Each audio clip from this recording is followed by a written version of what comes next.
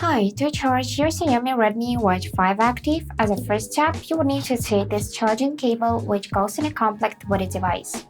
So, this USB and you would need to connect to the USB power adapter, or you can use a charger from your phone, PC, laptop, or even a game console.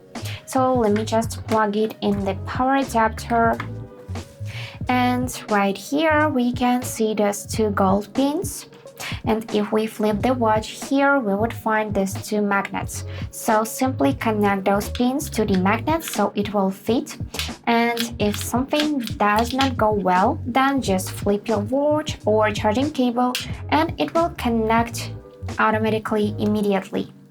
So to check whether it's charging or not, just swipe up from the watch face, and if you can see this green battery and the lightning icon near it, then the watch is charging.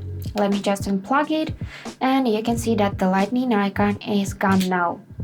And also we can see this key charging animation.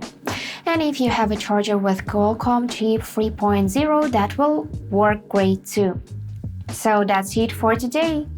Hope this video was helpful and thank you for watching.